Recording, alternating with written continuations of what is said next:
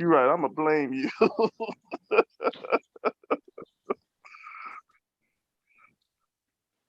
Oh, we're about to go on live.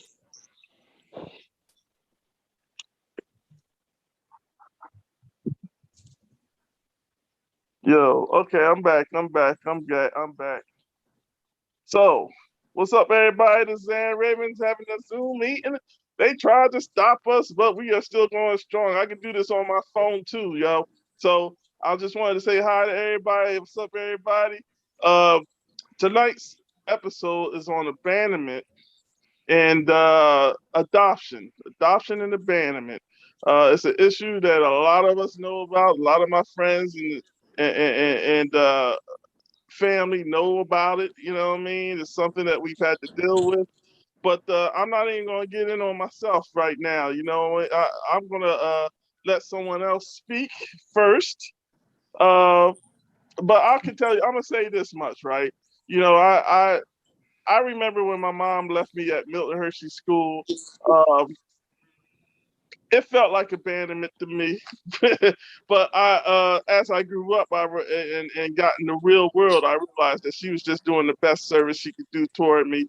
I can tell you how I felt.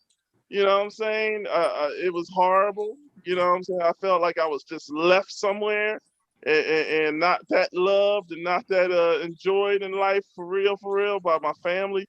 But you know, as I grew up, I just realized, you know, in real life situations, people do things that's best for you, sometimes that don't seem best for you. So that's the most I'm going to talk about it right now. I know I'm going to have a few people that really want to speak, and let's see. One of my friends asked me to do this show, but uh, I'm not sure if she wants to speak at all. So I'm gonna wait for her to contact me, and I'm gonna just move on. Now, Mary, you have never been here, Mary. Never. And I'm grateful to see you. I'm grateful to see you.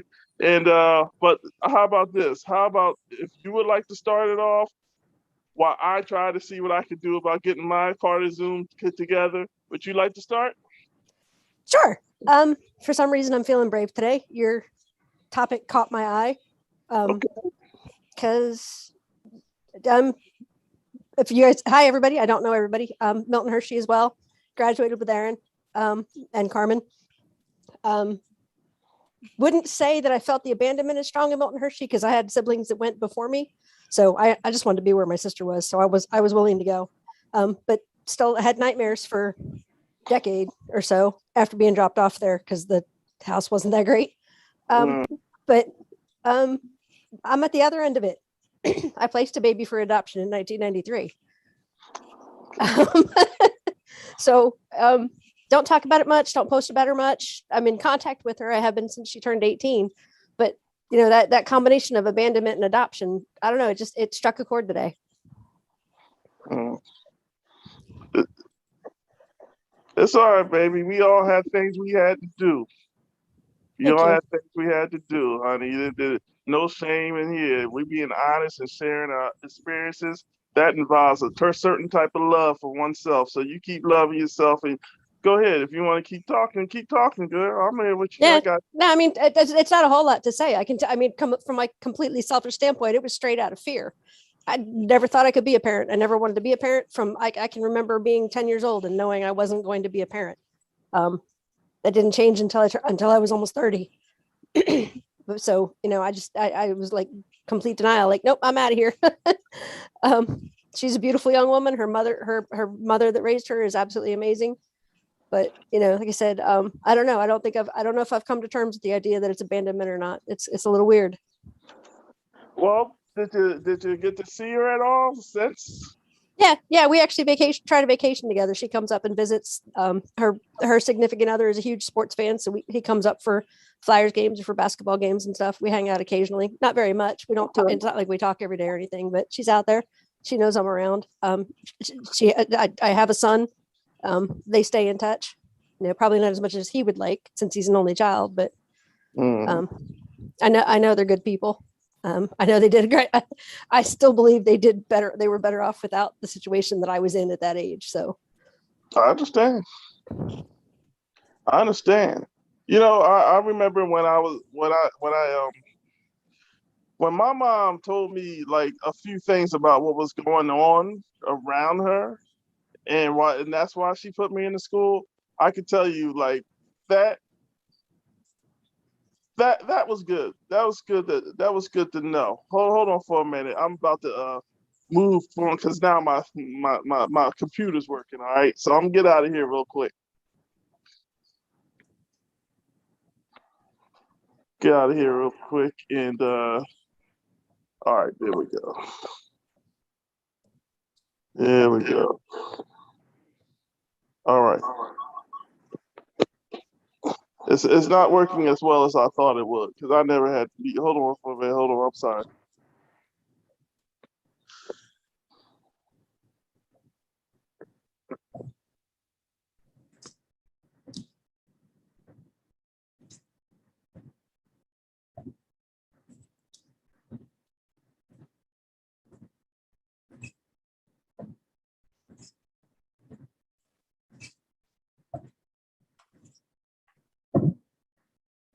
All right, here I am. What's up, everybody? I'm so sorry about all the technical difficulty, but I'll tell you what, Mary. When I had to when I remember my mom told us she said I want to take you to the school. You know, she showed me the pamphlet. You know how the pamphlet looked. It made it look all beautiful and stuff. So she took us there, but we didn't know we were left there forever. You know what I'm saying? And we called back home.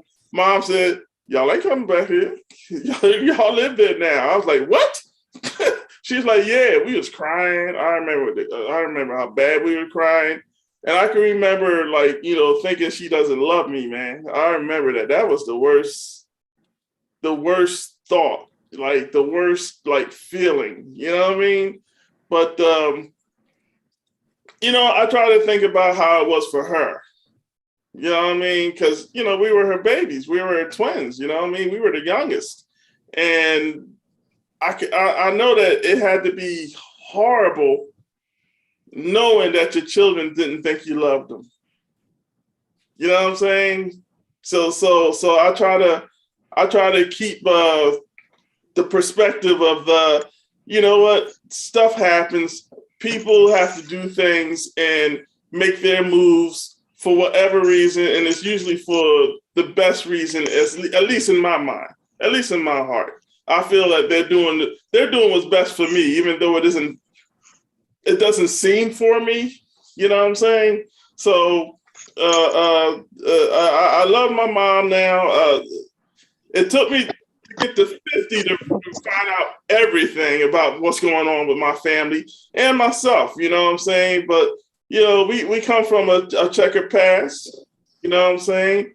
And sometimes when you grow up without certain things in your life, you do certain things that reflect that.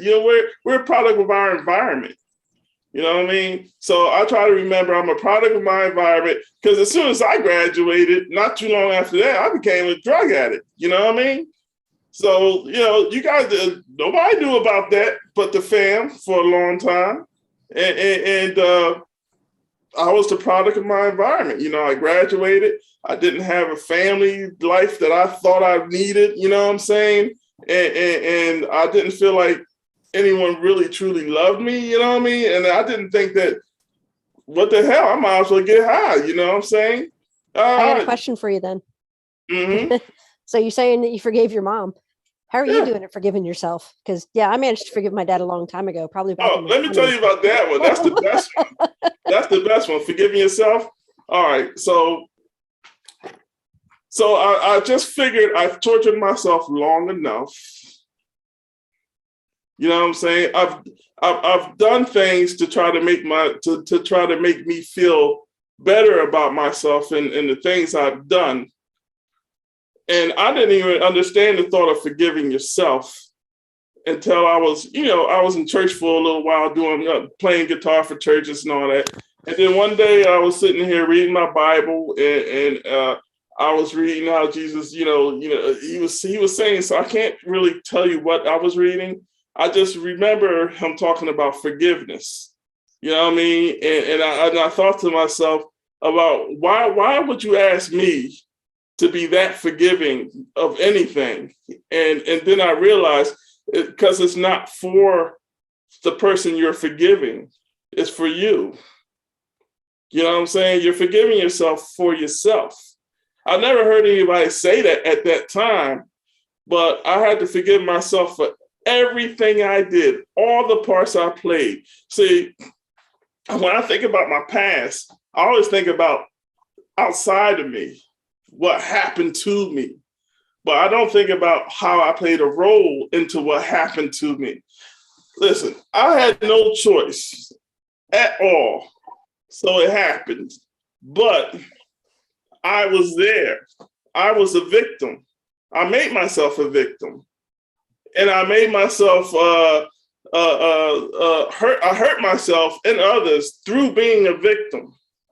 You know what I mean? So I had to forgive myself for all the parts I played, whether it was being the victim, whether it was being the encourager, whether it was like, I might have said something that encouraged that behavior. I just had to forgive myself for every role I played.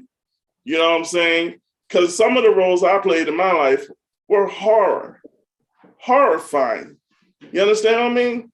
So what you going to do? You're going to stand there and hate yourself for the rest of your life, or you're going to forgive yourself, and you got to do it every day.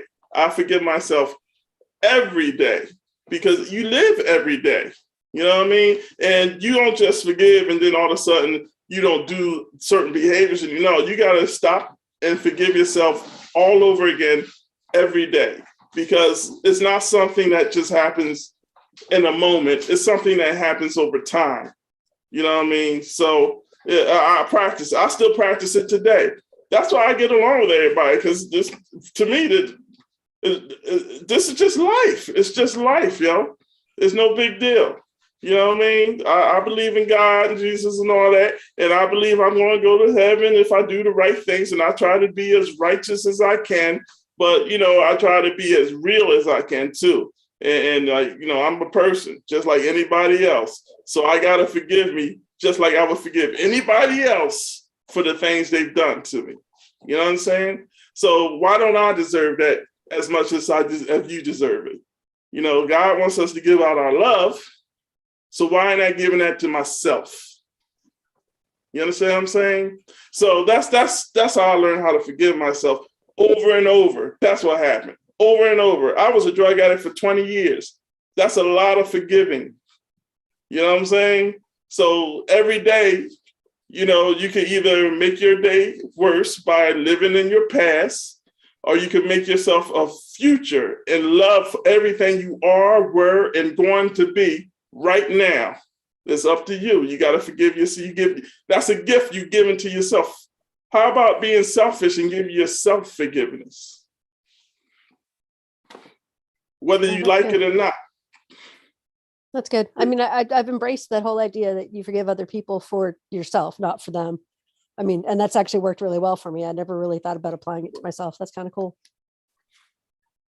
I need to think about that. It's all right. It's all good.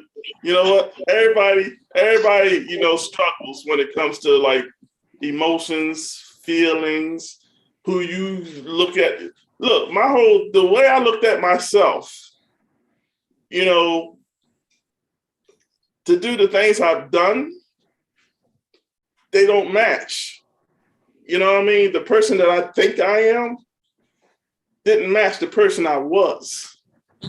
And I have to forgive that because, I've been blessed long enough to live long enough to be able to forgive myself. There's plenty of people out here who will die and never experience that. I feel like God blessed me with that. You know what I'm saying? He blessed me with forgiveness, and I used to do it for everyone else. But once I did it for myself, my life opened up, my mind opened up, my willingness to love opened up. You know what I mean? I could say that the things I was willing to do for myself changed. Things I thought were impossible for me to do for me. You know what I mean? So if you give that gift to yourself, You pray, right, man? No? I do not. No, I do not. I am. What do you do spiritually? What do you do spiritually? Do you do anything spiritually? Not for myself. No, I think I do. My spirituality is through helping others, trying to help others. All right, give some of that to yourself, babe. Turn that shit around and put it on you.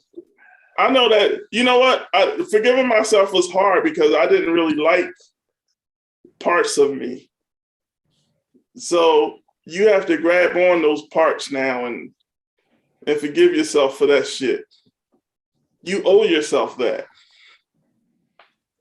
You owe it to yourself, you know what I mean? And you got to move on.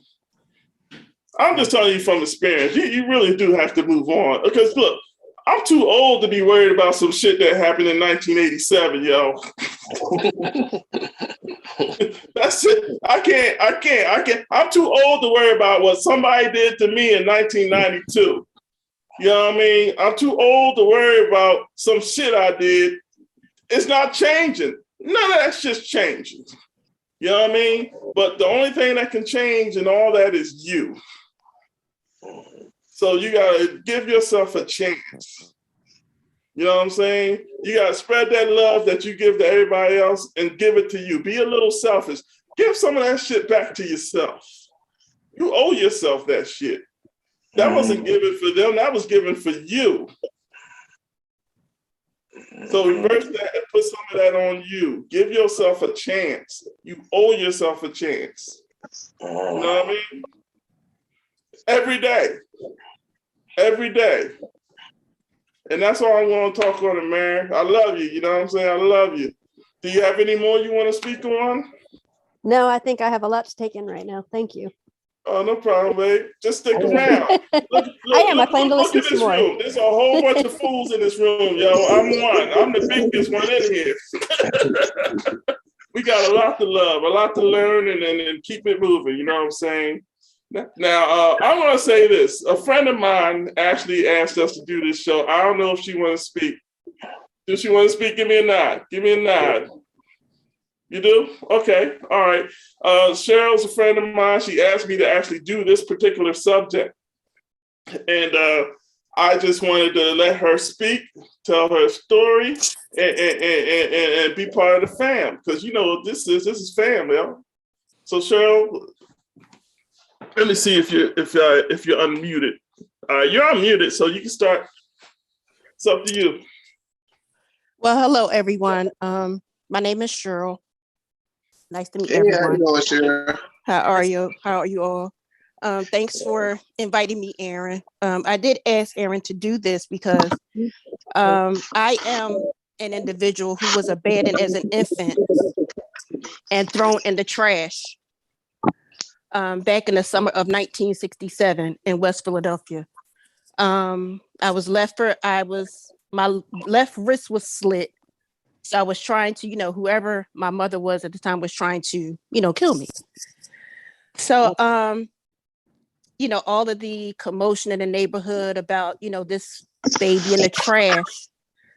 A woman came and got me out of the trash, took me in her home and fed me some milk that she had and called the police. The police came and got me and took me to the hospital. I remained in the hospital from August until November. And in November of 1967, I was placed in foster care. I had at the time no knowledge of who my mother was, who the father was, no family, no name, no nothing. I knew nothing. I was even given an estimated birth date. I don't even know if August the 14th is my real birthday. That was just a date they assumed that I was born based on my size and other issues. So after I was in foster care, I was placed in foster care, and I was placed in a very, very loving home. And they actually adopted me at the age of 9. So it wasn't until the age of 9 when I found out about, all the things that had happened to me back when I was an infant. And they asked me if I wanted to be adopted. I was like, well, what does that mean? I didn't know what adoption meant. Because as far as I knew, I thought I came out of my mother's stomach just like my other siblings did. I didn't know any different. I was never treated any different. I even looked like some of them. Knows I was around them for, for so long. But even with all that being brought up in a loving home, there was still like this emptiness. I was like, okay, well, if you're not my mother, then who is? So I just went through life empty, the majority of my life empty. Um, I was well loved, well taken care of, but I felt like a hole. I was like, well, who am I really? Where do I come from? Am I on a bus or in my travels? Am I sitting next to a sibling or a cousin or my mother or father? I didn't know who I was. I was accomplished. I always had good jobs. I graduated college, had a child, all of that, and still didn't know who I was. I knew who people said that I was, but I didn't know who I was. So it wasn't until, what is this, 2022? Maybe the middle of 2020, I had started losing a lot of loved ones and family members to COVID. And I was grieving, a lot. And I thought that it was too much. I was grieving entirely too much. I was crying every day and it was just getting bad. So I sought out grief counseling through my employer. And one of the first questions she asked me was, so tell me about your childhood. I was like, well, hell no. That's not why I wanted to be in therapy. I wanted to be in therapy for grief because I was losing family and friends.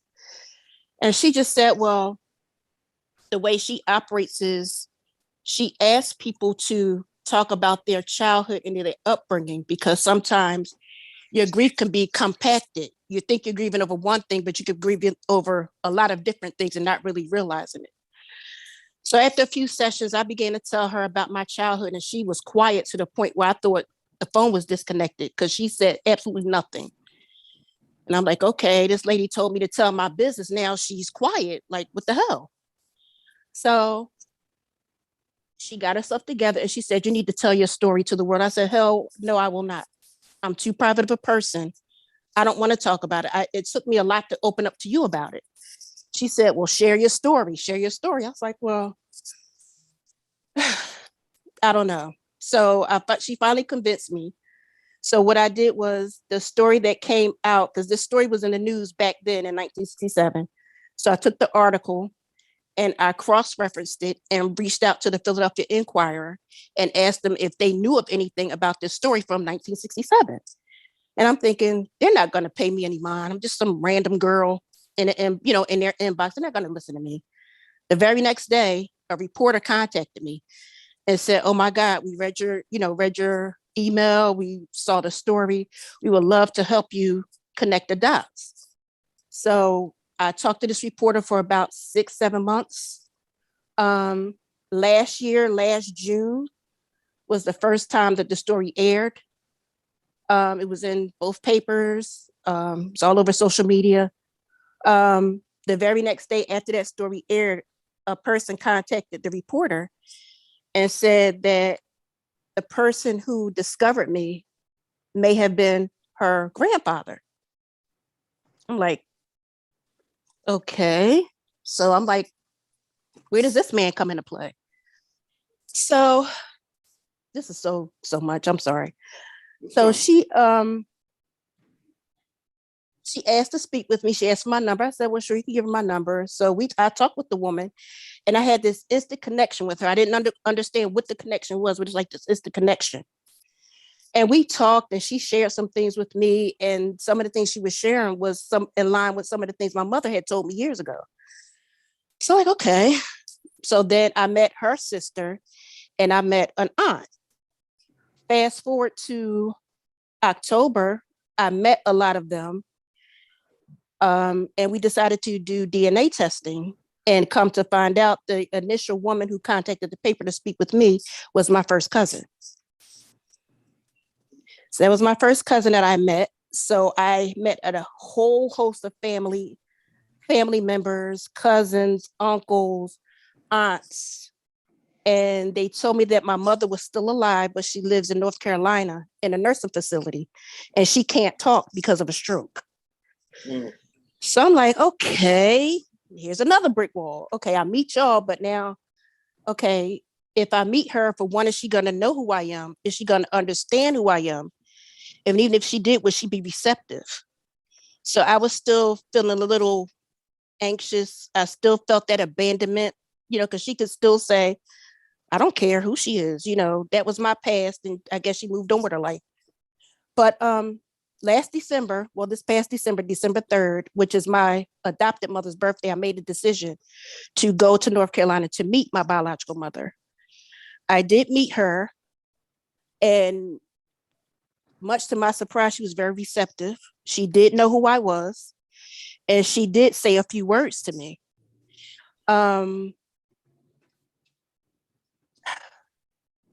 Now, Aaron, this is why I didn't want to show my face, because now I'm getting emotional.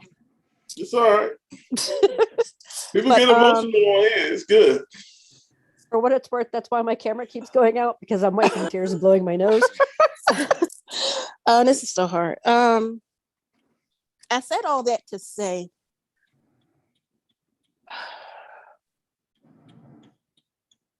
it took a lot for me to do that, because down through the years, although I never hated whoever that was who did that to me, I just didn't understand why it was done. I wanted to know why. And I know it had to be a reason. I just didn't know what the reason was. And I will go through the rest of my life not knowing that reason, because she can't really tell me. But when I lay eyes on her, like all of that anxiety, all that fear, all of that I was feeling just went away. I was like, oh my God, that's my mother. And I look just like her. I look just like her. She allowed me to help feed her. She hugged me twice.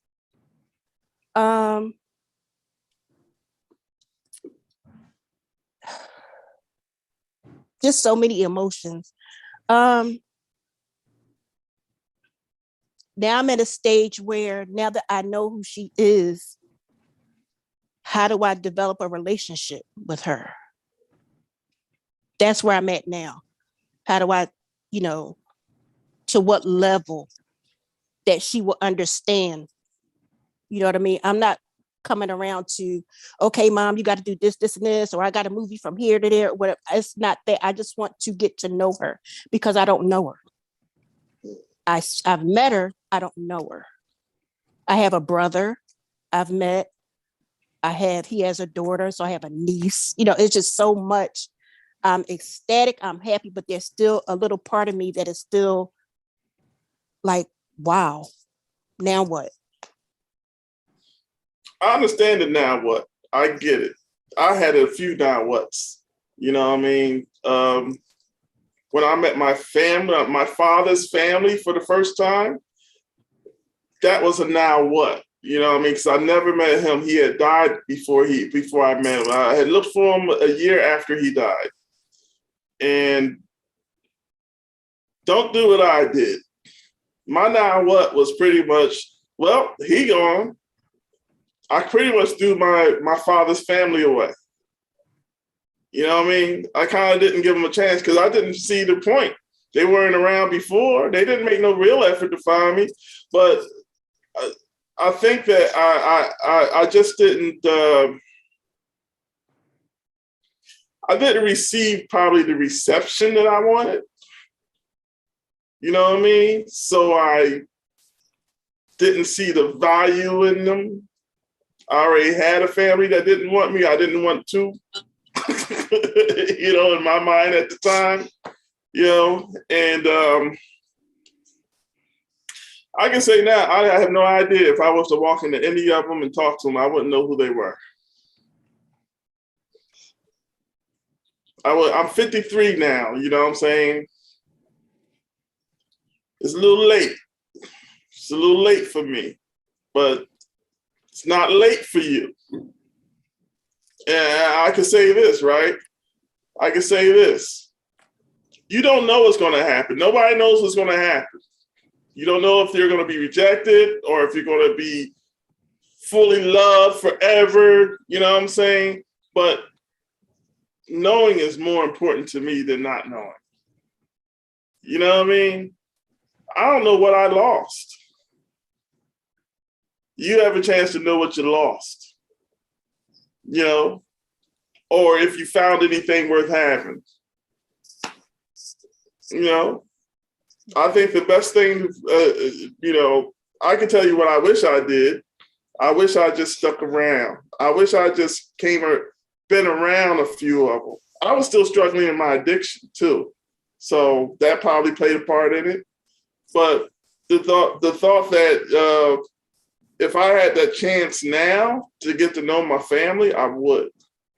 No matter who they are. I would just find out who they are. That's all I need to know. And plus, there's things that you don't know about yourself that through being around them, you'll understand.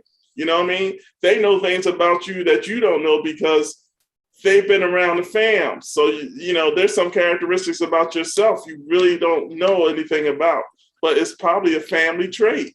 You know what I mean? So I wish I could just tell you, I would just be around. I would make them phone calls. I would show up. I would show up at parties. I would just be around, and I would just be happy for the gift that I have at the time. You know what I'm saying? Because 100 years ain't that long. We don't live that long. You know what I mean? By the time we figure anything the hell out, it's time to go. By the time we figure out some real life shit, it's time to get out of here. So I if I were you, I would take every moment I could just to find out who I have in my family, who's worth loving, who should I put to the side. You know what I'm saying? All that stuff is real. It's going to happen. There's going to be rejection. There's going to be some hate. You know what I'm saying? There's going to be some anger, not just from you, man. You know what I mean? But I'm like this. If there's a possibility of some real family joy, yo, you got to go for it. When a story first came out, there were a lot of people so angry because I uprooted a family. I was a secret. Everything around me was a big secret. Even whoever my biological Sorry, they father were angry is. at you? Oh yeah. Oh my God. Oh yeah, because I was supposed to be dead. They thought I was dead. So I was like stowed, thrown away, forgotten about. They didn't think 54 years later I would pop up alive, well and kicking. They didn't know that. So I uprooted a whole lot of stuff. And people were very, very angry about it. Very angry. Very angry. I was rejected by some. I was referred to as an it by one in particular. Oh, what? It lived? When the story came, oh my God, it lived? I was called an it by a family member, and it. So even with all of that, well, for one, I know I'm not an it. You know what I mean? I'm not that. But even with all of that, I still have love in my heart for those who I have met. You know what I mean? And I have learned to, with that particular individual and a few others, I haven't known you my entire life, and I can go the rest of my life without knowing you. You know what I mean? If you don't want to have anything to do with me, I don't want to have anything to do with you. I don't have any hard feelings or anything like that, but I didn't know you. So we can still not know each other. That's the attitude I took. But at first it hurt really bad because I'm like, okay, now I'm happy. I'm finding out who I am. I'm like, oh, we don't want nothing to do with her. We don't want to do with it. Now that really, I was really taken back by that because I thought it was going to be that. I don't know who saw the movie Antoine Fisher, but I thought it was going to be similar to that kind of, oh my God, here she is, because people knew about me. People in the family knew about me, but they just thought I was gone. You know what I mean? Just thought that was just something that disappeared. But I thought it was going to be this big, big family barbecue or something where I'm hugged and loved on. And it was like, oh, hell no, I don't want nothing to do with that. Yeah, that's those typical family reunion surprises, reactions. Right. They call me. They refer to me as the fat one. Yo, I'm like, these niggas don't know me. What the hell? Look, I found them, and then they didn't even want to talk to me. They talked to Andre, yo. They act like I wasn't even in the room. Look, you can't make people act the way you want to. All that stuff, all that TV stuff of all that. Don't listen. Even Antoine Fisher was loved like Antoine Fisher in the movie, y'all. I'm telling you that right now. Right. They didn't show the real black people in the family. You know Absolutely. Right. So you know, when you're a part of something and then something from the outside gets thrown in and you realize that, oh no, they're supposed to be on the inside. There's a thing that happens to your brain, you know what I'm saying, when kids find out about people that supposedly weren't supposed to be there, you know what I mean?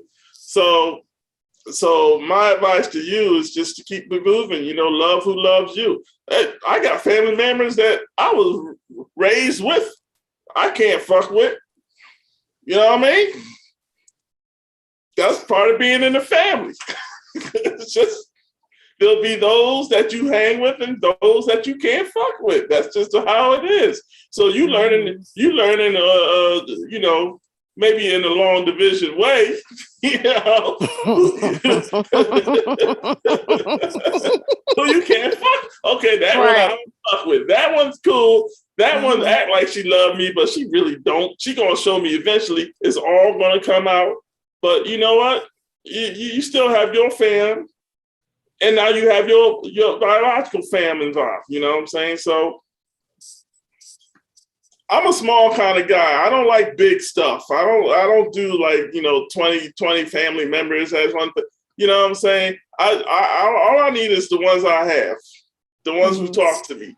They're the ones that matter.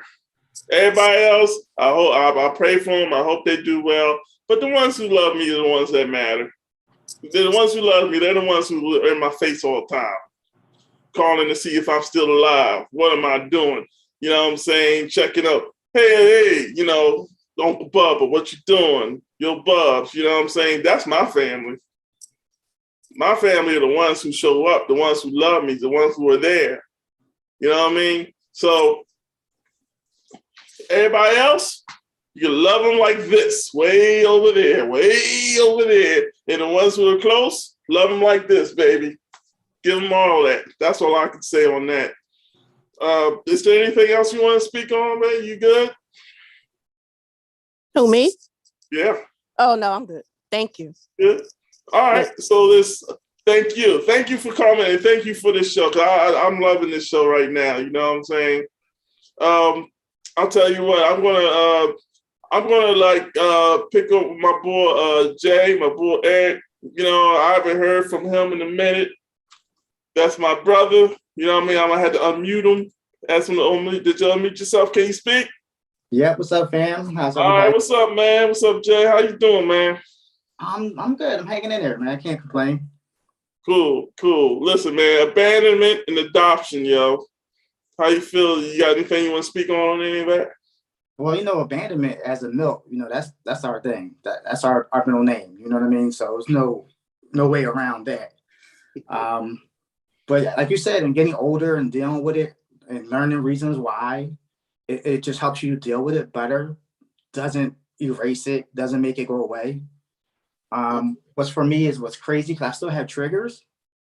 Like I'm 51 and I still have certain triggers. Like there's certain scents, like certain shampoos that remind me of the student home.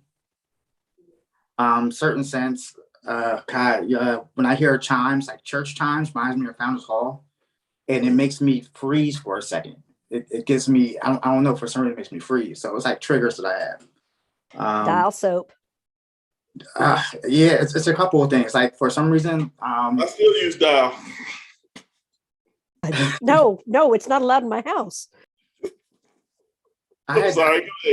Go ahead, man. I had this house parent, and she used to wear something, but like every time if I get a whiff up in the air, it kind of makes me cringe a little bit, you know. So it's really weird. Like I said, I deal with it, but again, like I said, there's certain things that I'm like, wow, that brought back some serious memories. But as far as adoption, I'm not really familiar with that. As far as like, you know, I wanted to give my kids up for adoption because they all drove me crazy. But actually, you know, I kind of did with Kelly because he went to the milk. So, but other than that, you know, that's all I have to add to that. All right, yo, man. When you let me ask you this question. What was your like first day in the milk like I mean emotionally, man? Wow, man. Keep in mind, I was in second grade, going into third grade, Yeah. and I was just, I was totally ripped away from my family and friends, and my neighborhood and things that I was used to. And as much as my house parents tried to make me feel at home, there was just nothing they could do to make me feel anywhere close to where I just came from. Surrounded by 16, 17 other different people who I've never met before. A lot of them who weren't like me in many different ways. Um, I honestly, I don't remember crying, but I remember this sadness that I couldn't shake. I think it took me like a couple of weeks, and I had some really good friends in junior division, but it took me a couple of weeks to get to even shake it and feel like I even had a chance to belong in. Um, so I guess I don't know. It's like trying to explain that feeling that I had those first couple of days and that those first hour I was there. Like I was angry, but I was sad. And I think the sadness kind of took over the anger, and I couldn't understand like why would my mom do this to me? Like what did I do? Was I that bad? Um, you know, it was so many different emotions. I had so many different questions. Even like I was saying, even in second grade, like what did I do? Like what could I have done to deserve this? Because no matter how nice it looked, it wasn't home. No matter how whatever the atmosphere they gave us, and the nice layout of the houses, it just wasn't my home. Like I don't think I slept for like the first 3 or 4 nights I was there. I know, like I was saying, like I remember like Martha Cruz and Sean Shockley, they were in my student home and they would talk to me, and just try to keep me. But again, I was just like, yo, like what the hell, you know? But again, like everyone else, over time, I spoke to my mom. She had her reasons, of course. Growing up in a project, she didn't want me in that neighborhood. She wanted a better education, better life for me. And as an adult, yeah, I understand it now. But as a child, there's nothing you could explain to me to justify that. Especially when I had a sister that stayed home. So I was like, why me? Was I the bad one? What did I do to deserve? Why is she not here? Or why didn't you send her instead of me? But but again, like I was saying, even her and I, like my mom and I had to go to counseling for a while. We had to talk to somebody just to get some things straight. And like I was saying, as an adult, telling my mom, like, I totally understand why she sent me. I totally understand. But she has to understand the consequences that happen by sending me, you know? And the consequences were that I called other people mom and pop. I had other brothers and sisters other than my biological. So my mom used to always tell me, she's like, you don't never tell me you love me. And I was like, well, I'm going to the second grade. Like, I don't even know what love to a parent is, to be honest with you, And I couldn't say I loved any of my house parents because I really didn't get to know them. By chance, by the time we got to know them, we were going to move to a different division. So, like I was saying, I appreciate what she's done because, of course, I love my family that I have. Like I would never trade none of my milk brothers or sisters. I maybe one or two, but I wouldn't trade y'all for the world. You know what I mean? So I love the experience. I love the fact that I'm smart. I love the fact that I'm intelligent from the school. Again, good friends, good family, but there were consequences. Like my emotional state sometimes when it comes to that kind of stuff is all over the place. So but yeah, those are my feelings when I first was left there. I can dig it, man. I had despair, unbelievable despair, man. I was lost.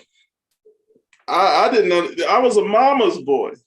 And then my mama took me and threw me somewhere and left me. You know what I'm saying? Absolutely. It was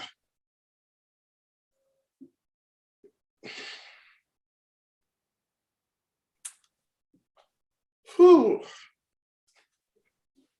Yeah. And the thing about it is that with us, And I think there's so many things that make our bond so much stronger is because we can't say I hear you, or we can't say I know how you feel, because we really do. You know what I mean? Like I know how you feel. Like I've been in your shoes. For me, it's crazy because I had to relive that moment, because I actually took Kelly there and dropped him off at a student home. Lord. I did.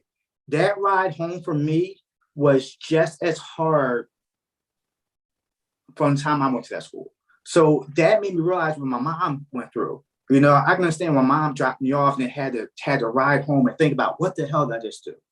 You know, Kelly wanted to go. Kelly wanted to be there. Kelly knew all my friends from the mill. He knew the benefits were. He knew the brotherhood. He knew all that stuff. I didn't know all that stuff on the second grade, but I still, when I dropped him off, and as soon as I was leaving, I looked back, which I shouldn't have did. I turned around and I seen that look on his face, and it just reminded me of the same feeling and the same look. And it was so hard for me. I was just like, oh my God, am I doing the right thing? Am I doing the right thing? Am I doing the right thing? Even though like I knew I could go get him at any time, even though I had friends up there in Hershey that go see him to go get him to take him out, even though I knew I could drive up there. And there were times where when he was like in the mill, I would literally drive up to Hershey and stay with one of my friends just so I could have that closeness to him and be there, you know? But again, so like saying, I can tell you, I know how you feel. Like, I know how you feel. Yeah, man. It's a real thing, man. It's a real thing. It never leaves you. It never quite goes away. You know what I mean? But you can choose to live there. Don't. I move on. I try to have a good time no matter what, because good times got to be earned. They don't just come. So I try to earn as many good times as possible, because, you can either live in that emotion that's not going anywhere. It's not changing. It happened. Or you can forgive and keep it moving, baby. Keep it moving. And I'm glad that you got to see your mom's side. You know what I mean? When I heard you talk about that, that was some powerful stuff right there, man. Yeah, like I was saying, and it helps because for a long time when I would tell her like what was going on in Hershey, she would never believe me. And I think I'm not sure. I remember we were all at my house, we were talking, and I think it was at a barbecue at my house, and we talking, and I was telling them what was going on, and then Dre said the same exact thing. My mom's like, "Wow, they really did that? I thought you was making that up the whole time." I was like, "Wow, you thought I would make up stories like that? Like clean up my own vomit with my own toothbrush? Like who would make that up?" Yeah. Like who would make up waxing floors, like stripping floors and waxing floors? It's not something the child would just make up. I just try to remember, right, that we okay. Milton Hershey had a prestigious name. It still does. You know what I'm saying? So when our parents and our loved ones saw the name Milton Hershey School, all the education, and then when they walked in and saw that big old marble dome, what else are they going to think but this has got to be the greatest place for a child to ever live. Everything he can get, she can get, that she'll get. But they were trusting back then. You know what I'm saying? They didn't know that there was crazy stuff going on at that school. It's a boarding school. If it's a boarding school, shit, if it's a school, there's going to be crazy shit going on. Yeah. But, I think that, they looked at all that money and thought that, I can't give you this life, but they can. So they gave us. Go ahead. So I don't know everybody's backstory or anything, but I went to the school a little bit older. I was in 8th grade when I went. And like I said, my brother and sister were in senior division. My brother 2.5 years before I got there. But was it home when you were there? Because I don't remember anybody ever referring to it. I mean, it was the Milt the whole time there. It's the Milt for me now. It's not. I don't. So when did it become your home? And Denise, it kind of applies to you too. I'm imagining your world kind of being pulled out from under you, finding out at 9 that you're actually adopted, or, I'm not really sure what the exact story is, but when did home become home? Well, for me, when when I finally came to realization, and like I said, I went in like ended my second and my third grade year, and I think maybe like sixth or seventh grade when I realized I wasn't getting out. Like my mom wasn't, like all my hopes and dreams of me coming home was just gone. So that's when I had to like realize that, okay, this is home. So when I'm literally on summer vacations, like I'm telling people I gotta go back home, and I go back to school, go back home. And the other crazy parts for me, like when I lost all my friends I had at home by going to the mill, because I was only coming home certain, back when we were going there, we only had like one day for Thanksgiving, a couple of days for Christmas. It wasn't like they have it now. And then like a lot of my friends that I had that were there, like I spoke too white for them. I was too smart for them. I was too educated. I was too bougie. So by the time I got back home from out the milk, like they're all gone. Like none would even talk to me. And not because of me, just because of knowing Hershey's name and having a conversation with them. And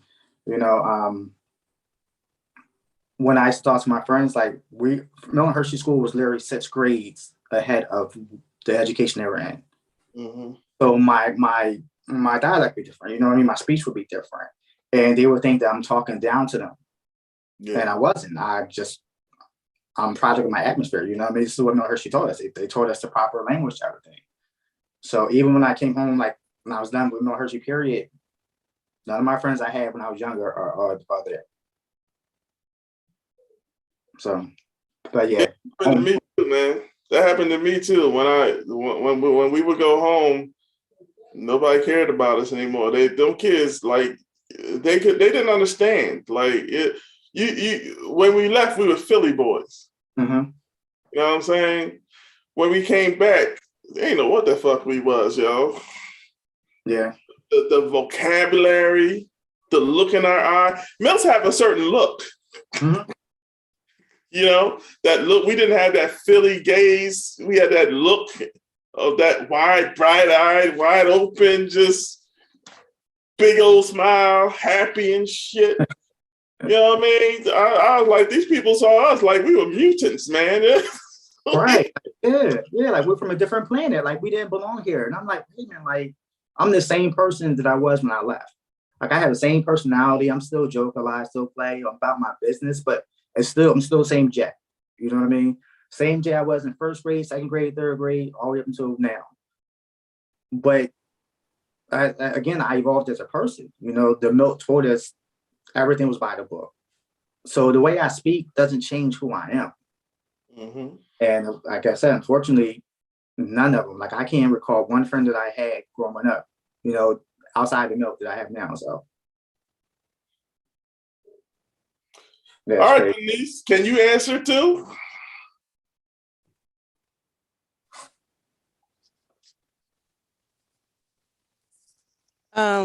What's the question again? When did home become home? And did it have to become it again at 9? Honestly, it was always home for me. I always felt loved. I always felt comfortable. Cool. I was never treated any different, nothing. Like I didn't know anything until she told me. And had she not told me at the age of 54, I would still think I was her biological child. Okay. So I always felt loved and welcomed and warm and had great Christmases, family vacations, fun. Like I had no complaints whatsoever. Don't make us don't like you, yo. What? We ain't getting none of that shit, yo. I was blessed. I was fortunate. I was really blessed. I was protected and shielded from a lot. Now that I've discovered certain things, I think back, well, wow, God really had his hand on me from the very beginning. As horrible as that was, like who tries to kill a baby, throw him away. You know what I mean? I mean, plenty of people do it, but I just never felt, and I think my parents did that because of my upbringing. Like I guess they, were more sensitive to me so that I wouldn't feel any different or wouldn't feel any less or anything like that. So I can honestly say that I didn't struggle at all. I didn't. That's good. That's I really good. didn't. It's really good. All right, everybody. I want you to mute yourself because there's some feedback coming. Everybody mute yourselves, please. And Andre, you stay on. It's probably from you a little bit. I don't know why, but your phone, Andre. Look, Andre have a history of fucking up the whole thing. Oh my God! Yeah. You gotta be kidding me. I forgive him every time because he get an extra grab because we got that twin thing going on, so he gets a pass. But I'm not gonna ask you yet, Andre. I wanted to ask Carmen if she wanted to help speak on the subject at all because I see you in the back. So growing up so my dad abandoned us at 3 years old. So 3 for us. Hold on, Carmen. Hold on for a minute. Andre, you moved the phone. It's all breaking up, man. So y'all might just have to put the phone back where it was. And Carm, Carm, you can speak from there. It's all good. I'll just make you big. I'll give you spotlight so you look big to everybody. You know what I'm saying? There you go, baby. Go ahead. So 3 years old, dad left. He took off, right? When you're told when you're growing up about a priest or a minister back in the days, I am 53. And back in the days, they're like, people you look up to. Well, I found out my dad was a United Methodist minister. I couldn't understand how this godly man abandoned his children. So and then my mom disappeared too. My mom had physical custody of us, but we were like in the streets 24/7 until it was time we were the last kids in the street. We were like wild kids. We ate cereal 24/7, whatever was in the refrigerator. My mom was somewhere. I only found out all the way till I was 10 years old where my mom was. I found out when I was an adult what she was doing. I didn't know what she was. She was working full time and getting her master's, 2 masters. I didn't know that. So we were just always by ourselves, and we looked like we lived in a nice. I found out later, like we lived in a nice area. We were like the bad children of the block, like the stain of the block, because we were wild. We didn't have the norm like all the other houses, So with that said, then my mom. I was born in Puerto Rico at 10, got on the airplane. My mom had no explanation. I remember mom gave everything away at the house. She didn't talk about anything. She didn't explain nothing. We got on the airplane. That was exciting, And she didn't tell me she was going to drop it off from Milton Hershey. So I had a language barrier. So not only did I feel bad for my father, and my mom, I don't know what happened to her when my dad, found out she was going to the master's, getting her master's. But at 10 years old, she dropped me off in Milton Hershey. And so that excitement, that airplane ride, the music stopped. Not knowing English, when I went to Milton Hershey, I just felt like, I don't know, I felt like I was stripped. Actually, the first day, I thought she was coming back. I didn't know what was going on. I had no idea I was going to Milton Hershey 1. I didn't know she was not coming back. So I ran to Fowler's Hall, and they gladly brought me back, And then I spent a lot of nights crying, not knowing. And then I had to, I really like just, when they would send us home, I never knew that I had options to stay in Milton Hershey on my vacations. I wish I would just stay home on vacations because I found that abandonment feeling never left. My mom never said to me, this is why she did it. Nothing. Till she passed away. I was looking for the answer, but I never got it, And at the end of the day, I said, she did that. She did the right thing because I don't know, maybe I would have been pregnant. Maybe I would have been, when she came to the United States, she really was moving everywhere with the government because she was asking for transfer. She was very unstable. My brother was buck wild. My mom gave my brothers everything, and that's another thing. I was like, why me? You know, I'm the only girl, the youngest. Why Lewis didn't come along? You know, and then I would go home on vacations, and after a while I didn't want to be. I didn't. I wish Milton Hershey told me that I could stay in Milton Hershey because I didn't want to go on vacation because I was still treated like that, whatever child was when I went home. Like my brother was he was hand fed, like she would deliver his food. I was like, what? You know, he was a year older than me, so I couldn't understand it. He had no responsibility. She used to pay him $10 to $20 a day to behave. I was like, whoa, wait a minute. So it was an obvious. So I always to this day live like, you know, why? But then the last 3 years, from 2017 to 2020, I ended up having to take care of my mom. And I told her, I finally said to her in 2017, I just want to thank you for taking me to Milton Hershey. I am grateful. Um, don't, you know, don't feel any type of way. I just didn't want her to feel any type of guilt. She just looked at me like, well, dear. She looked at me like, so? She didn't say so, but it is. I just wanted her to know my heart is thankful for what she did. Um, one of the things that I didn't know in 2014, I went to Milton Hershey in 1978. In 2014, my family, we never had a Thanksgiving, and I planned one in Puerto Rico. So we went to Puerto Rico 2014. I already have 5 kids. And then people were like, my cousins, my blood says, where the hell were you? And I said, you guys didn't know I was in Milton Hershey? And so they never knew I was like in Milton Hershey. I just found that was odd. But they didn't want to know no more. Like, it's like, okay, it's like a taboo thing. Like, we don't want to hear about it. And to this day, my family in Puerto Rico is actually not close at all to me. So it is what it is. So my children, my family, my blood families, my children, my grandchildren, my milk. And in 2017 to 2020 till she passed, I kind of focused on not wanting to know why, wanting to get to know her before she died. Because I really didn't know my mom.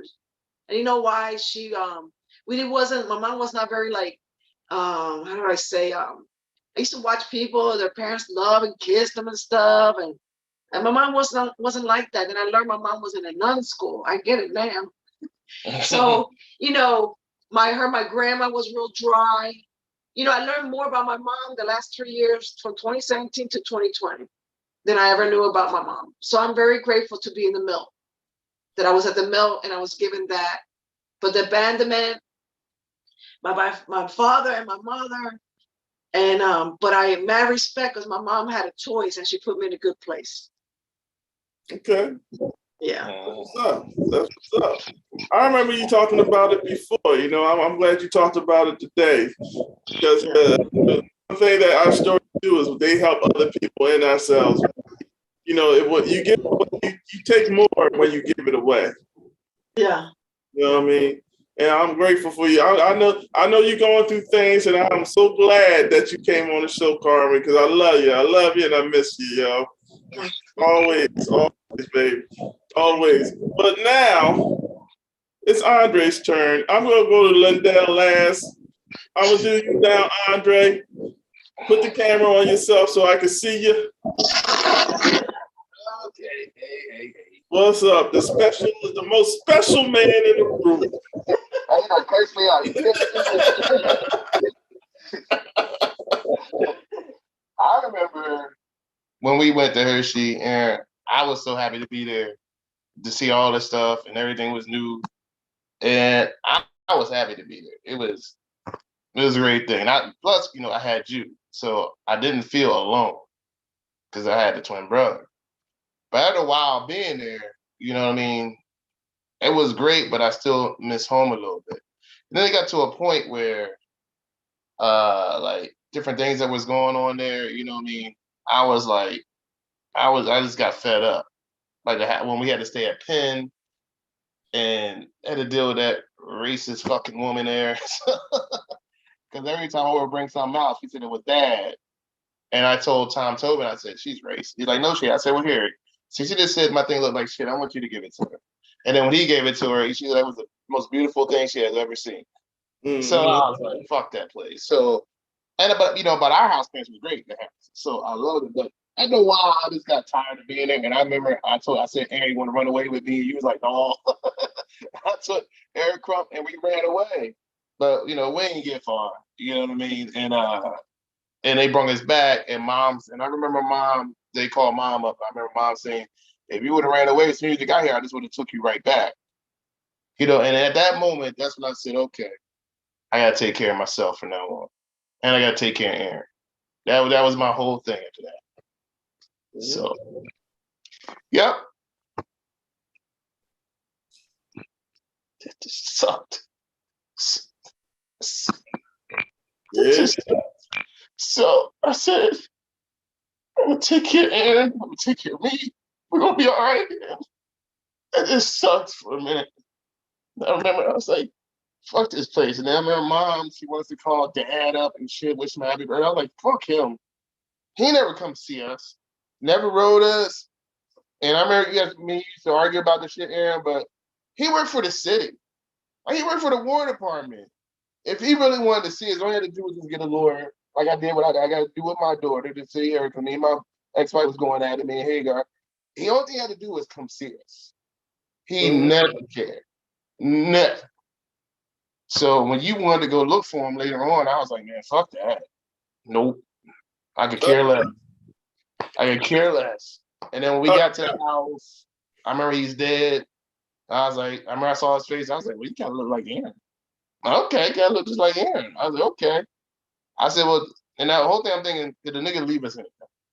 Motherfucker ain't leave us shit. No house, no money, nothing. I figured at least life insurance, we could like start something, maybe get a house, do something. Because, I had my house, I was married to it. I figured he could at least ain't do shit. And I was like, I will never be like that bastard. I will never be. And I tried so hard to keep my marriage and family together. Because I remember how I felt like him never being there. You know what I mean? Mom wasn't there, but mom had some things going on. We learned about a lot of stuff, but I always forgave mom because at least mom was there. Mm-hmm. Like, she just ain't never just outright just leave us be. You know what I mean? And I figured, I hated at school, but I figured she thought she was doing the best she could. And I know she had her little things with her, but at the end of the day, mom loved us, mom cared for us. You know what I mean? But dad, that fucker, he ain't give a fuck. So I was like, I will never be like him. And I was like, you know what? I'm gonna try to keep my family together. But I remember I was so angry because then the wife, you remember, everybody remember her. She was oh God. So, I ain't go all that detail, but I remember I was so angry at her one day. And I remember I went to work and I was like, man, this motherfucker is in my room. And I was checking out the heater and I didn't know the safety was bad on it. And a ball of flame just came. I went to light it, but I didn't know the safety wasn't working. And it was just blowing gas. And I was so mad that a ball of flame, when I put the match in there, a ball of flame came and hit me all in my face. And my face was warm, but nothing got burnt. I think my eyelashes got a little singe. That was it. And I, rubbed that out. And after that, I was like, you know what? I got to change my perspective about things. You know what I mean? I was like, all right, I got to change some things. For now on, anything at home, I'm not bringing it to work. I ain't gonna let that kill me. You know what I mean? So I said, I got to change that. And I remember I said, what I want and what is, this ain't gonna happen. You know what I mean? This ain't gonna happen. But I said to myself, this family ain't gonna work. But I said, but I will always be there for my daughter. She'll never know how I felt like without a father. She'll never know. So I always kept that right.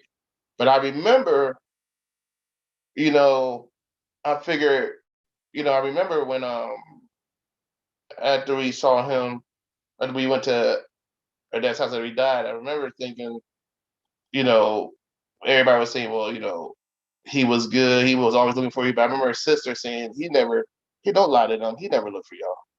That was a grandfather's girlfriend. So he never looked for y'all. Don't lie to those guys. And I love that about her. You know what I mean? But they were just like strangers. Yeah. So, to me, all the stuff I was dealing with, and then, everybody was drugging or jailing or, so I was dealing with a lot of stuff. So I was like, man, I don't even know these fucking people. Fuck that. Fuck them. I'm done. You know what I mean? That's how I felt. I was like, all that I care about is my immediate family and my daughter. That's it. And I remember, at the time, me saying I'm gonna keep my family together. I remember Hagar used to hit me. You know what I mean? And at that time, I was kind of all messed up because I was like, Mom always told us not to hit a woman, but I never thought in a million years that a woman would hit me. Never thought that. She was an abusive person. And I remember saying to myself, I gotta grow up again. Because now when a woman says like her man was beating up on her, so my main thing is like, what did you do? Did you hit him first?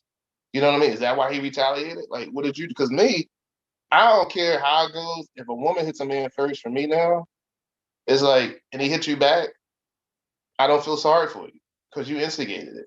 Now, if he just went off and just hit you, then it's time to beat his ass. You know what I mean? He need a beat down. But if you started and he hit you back, no, you can't hit a person. You just don't do that. I don't believe in none of that stuff. You know what I mean? So after that, it kind of soured my way of thinking. You know what I mean? Like now when a woman says he battered me, my first thing is like, oh, that fucker, no, it's not that anymore. It's what did you do? You know what I mean? So that whole wanting a family to be together, being abandoned, going to Hershey, run away and all, that all just seemed like more things got worse and worse and worse when it came to like that family structure and feeling abandoned. So I was like, eh. So I was like, eh. So I was like, I got my daughter. I'm cool. I'm gonna do my thing. I got you, and I got, mom was cool by that time. We was all cool with mom. Everything was good, but I still felt like I really never had that family together. So, and I remember my daughter Jasmine. I remember when she had ran away from her mom, and I remember when I went there to get her. I remember Jason was with me. Eric was with me, and I remember she's like, "You ain't my guardian. I don't have to go back with you. You ain't my guardian." And I said to myself, "What?" I was like, "This little bitch is all the love I've poured into this mother. The first thing you're gonna say, all the hatred her mom done did to her, and all the kind of dumb shit. And the first thing you're gonna say to me is, I'm not your guardian." You know what I mean? And I was so fucking angry. And Jason was holding me back. I was so fucking angry. And I remember saying to myself, okay, I'm gonna let you feel how I felt when my dad wasn't around. So I went to court, and Jason, all y'all didn't want me to do. I said, oh, fuck that. Nope. And I surrendered all my rights. So I didn't see my daughter for like almost 2 years. By that time, I got remarried for almost 2 years. And it was like a year and 10 months. And I said, okay. I said, I'm done being angry. So let me go see her. You know what I mean? And she still, she had a hard time with that. She went through a whole lot, which at that time I didn't care. You know what I mean? Because I went through a whole lot. So, but in the long run, I kind of felt bad in the long run, because I still should have stayed. But in an effort, like when I looked all over for you for 3 hours, and the first thing when you ran away, the first thing you say to me is that, and that just brought everything back to me, like all that abandonment and all that. I was like, you know what? You gonna see how I felt like to be me. So now she gets it. She got it now. You know what I mean? But I had to let that stuff. So you still grow, but you're still kind of angry at some things. But for the most part, being my milk family, the high school family, and now we got to know our cousins and stuff more. Because when we came back home, we didn't know none of them. Like, we used to hang them all the time. But when we came back home from Hershey, they were all like strangers. Matter of fact, we would call them, they wouldn't even hang with us. Yep. So own brothers wouldn't hang because we were strangers to everybody except for the people we went to school with. So some people would be like, yo, y'all don't even come around. I'm like, I don't know you. And you're not really really trying to know me. So like, fuck you. At the end of the day, like I'm out. But over the years, we all got close with our cousins and stuff. So uncles and aunts. So that made things better. But what I mean, that kind of abandonment, is bad. And then, you start having all these screwed up relationships because you're trying to look for something that just ain't there. You know what I mean? And you gotta just say to yourself, all right, this ain't working. It's time to go. You know what I mean? And after my second marriage, I was like, oh no, I'm like, I'm good. I live my life day by day. Like, hey, I love being single. I want somebody, but until I find somebody, I will be single forever. I love my peace of mind, and I'm not that little boy no more. You know what I mean? Growing up, and I'm not that 18, 20-year-old boy no more. I'm 53 now, so I understand how things went. I understand how things are. You know what I mean? And then being in the Marine Corps was cool because you got that little brotherly thing too. So that was cool. But that kind of messed things up because, Muzz killed themselves. Muzz, my one boy who I was real cool with. And I remember he's the one, when I came back from Desert Storm, he was the one that brought me back home to Hagar and my baby, my wife and my baby. Because at that time, they had a new apartment, didn't see my baby yet. And he brought me back and we were laughing. And that was my boy. And then I said, yo, next month, when we go to drill, like, we gonna all go out, we're gonna have a good time. Well, I didn't see him next month, so I figured he was busy. I used to call him, but I didn't get a response.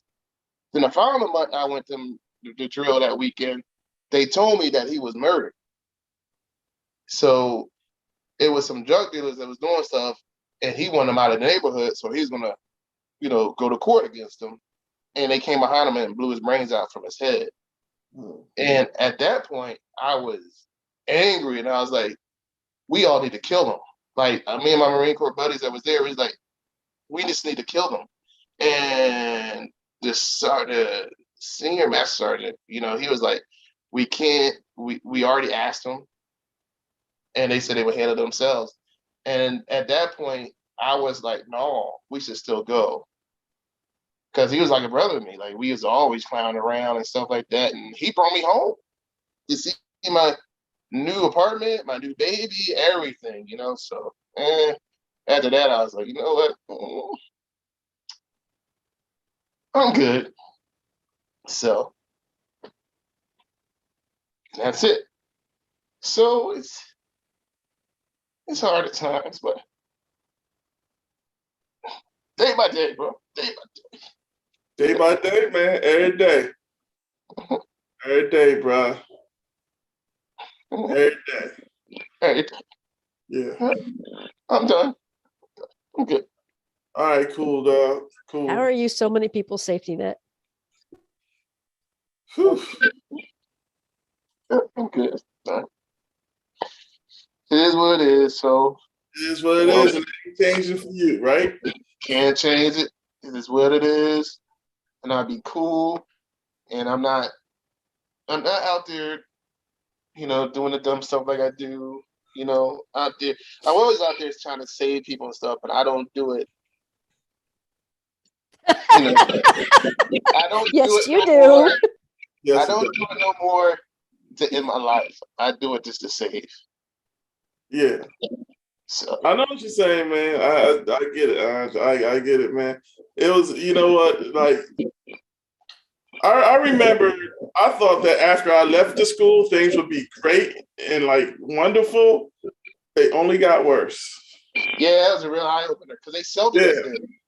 That was the problem. They really sheltered us there from the real life. From real life, and it only got worse. And the way we dealt with it kind of sometimes made it worse. Yeah. And it ain't like we had other people's experience to go by. You know what I mean? It was always us, just us. It was just us, and that's why I'm forgiving with my milts because I know that we come from places that people don't even understand. Like, that a lot of people don't even understand. But, there are those who never went to the mill that understand us perfectly well. Mm-hmm. Yeah, because when I had to get an operation when I was 18, and mom was looking at me, I couldn't tell her I ain't afraid to die. I don't care. You know what I mean? I'm not. And being at the mill, it always just made me that way. I didn't care. Like I was never afraid. You know what I mean? I just was like, I gotta do everything on my own anyway. So, like, if I just die, I just die. It was never a factor for me. You know what I mean? It was never a big thing for me. So, me going away here, on the way there, the war, whatever, it just never fazed me. You know what I mean? About dying. I just figured, I knew where I was going. I knew I was going to heaven because I always try to do what's right. So, so I think now that school being abandoned and dad and all that kind of stuff, I haven't thought about none of that stuff until pretty much just now. So that was just weird because there's nothing you can do about it. Nope. It's past. Nothing you can do about it. So for me, I don't dwell on stuff I have no control of. That's right. You know what I mean? So I try not to, but my military people killing themselves, I just can't get past that. I can't get past it. But everything else, shootings on the street don't faze me. I don't jump. It don't move me. It don't faze me. The people that put guns in my head when I was at the job didn't faze me none. Like it just don't faze me. So, but I think that's just a part of life where I just at the point where I think, you just gotta just let all the pasts go and just keep it moving. And I figure if you get to wake up the next day, that's a good thing. Because so many people around us, that ain't happening. Or if you get to live to the next day. You know what I mean? So many people that just ain't happening. So, I just figure my thing now is Jasmine, my daughter, and the grandkids. And family and friends. That's it. You know what I mean? Family and friends. Something to live for, bro. Something to live for. That's it. You know what I mean?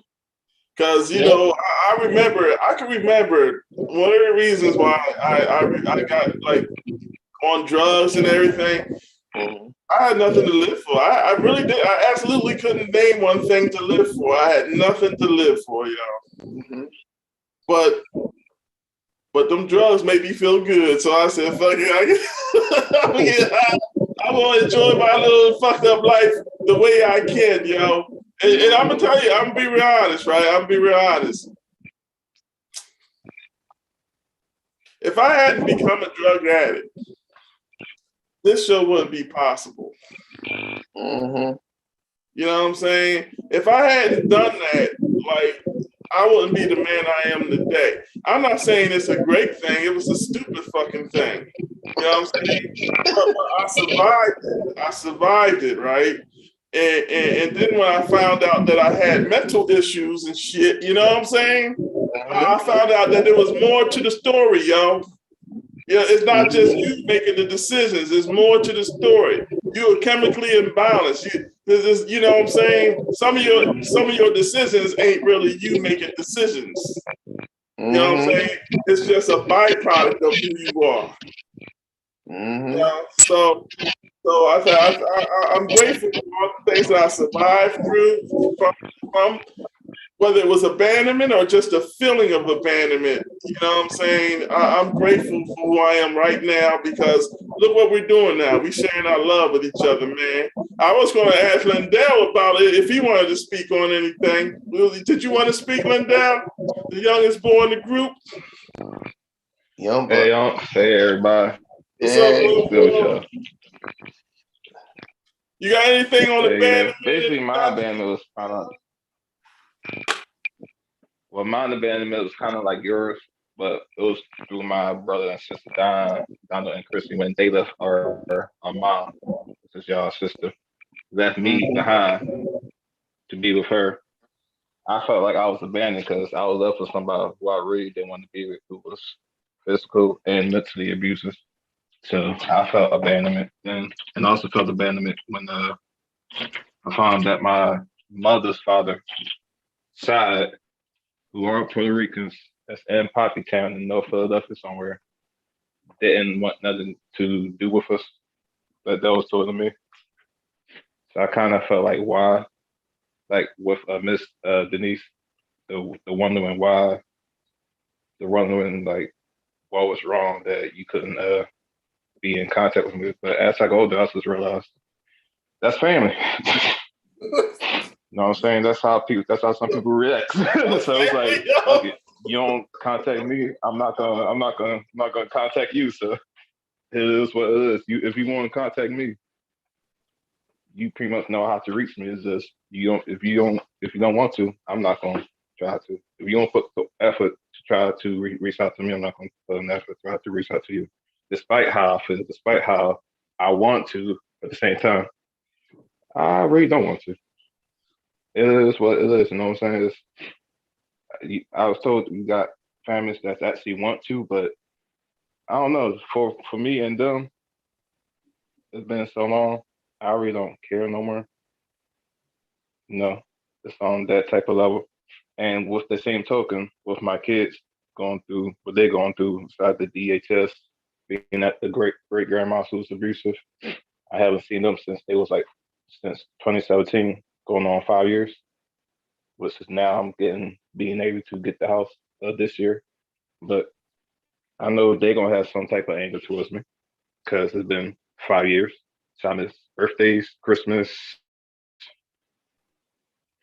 and pretty much every day with them. So I know they're gonna have some abandonment issues that they're gonna feel that I had abandoned them, even though I did. But the stupid, just dumb decisions that I played part with my baby mom, who's still doing the same dumb shit. I played the part in that stuff. I can't really be mad at her. I gotta be mad at myself. But pretty much that's the only thing I have with it. You And did say how he started that though, right? About how what Aaron was talking about when he started about needing to be able to forgive yourself too. Yeah. Yeah, I tried that. I'm still trying to, especially what I did inside the past to a female. You know, I was abusive towards her as a little kid. So I hate myself to the fullest extent due to that reason. And that's due to the abusive shit that I went through. So I decided to take it on somebody else, and that right there, that's it. To this day, this is me. I seen her over, I think that was beginning of 2021. I ended up seeing her. Like when I see her, I feel happy that she's doing good, that she's doing better. But at the same time, I feel anger towards myself. So I was always told to forgive yourself, but at the same time, that's easier said than actually done. You're damn right, it's I'm easier. 30. I'm 30, but at the same time, I still got anger towards myself and anger towards my family, anger towards the world, especially my mom. Anybody don't know, my mom is Aaron and Andre's sister. Those are my uncles. So she's the oldest. That's my mother. I had also got anger towards Donna and Chrissy. Most of y'all already know Donna, like a light skin, because they left me. Me being young, not realizing they left because they tried to get themselves situated. They trying to move out the nest. They trying to build their own family because they were told that they was trying to get me, but mom wouldn't let me. Which is true because a lot of people tried to get me, and my mom kept moving. Mom telling me not to talk to them, stuff like that. Like my mom she was good, but at the same time, she was cruel. So I still love her because that's my mom. No, I forgave her because she's messed up inside the head. So I can't really be mad at somebody who also mentally damaged.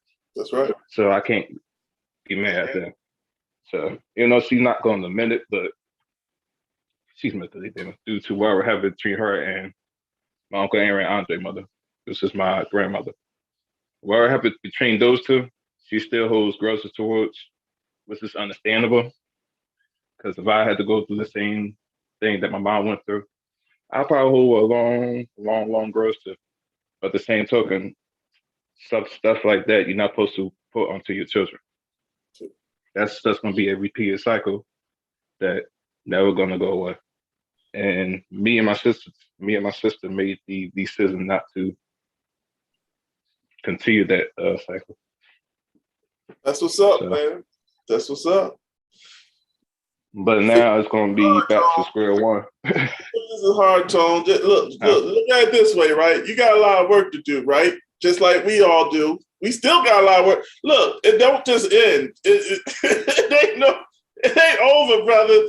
Look, you just gotta keep forgiving yourself every day, man. You just gotta practice it.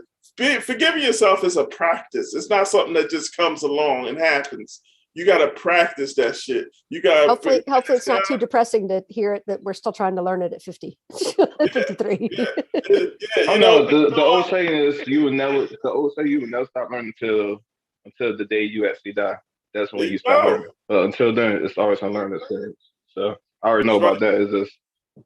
It's just trying to forgive yourself, especially if you hurt people. Like if you hurt your family, if you hurt your loved ones, you're trying to forgive yourself. But at the same time, you have to try to make it right. Like with me and my wife, try to make it right. You know what I'm saying? But well, I look at it this way, so once the paper is crumbled, it's crumbled. I know that you're Muslim, so I'm gonna say this, bro. If God can forgive you, the Creator, who the hell are you to not forgive you? That's a slap in his face. Yeah. You know what I'm saying? So, if God can give you that love, you should be able to give that love to yourself, yo. So if you don't know how, this is why, because I didn't know how. I said, God, you just gonna have to show me a little bit. I started thinking about some of the good things that I've done in my life for me, to me.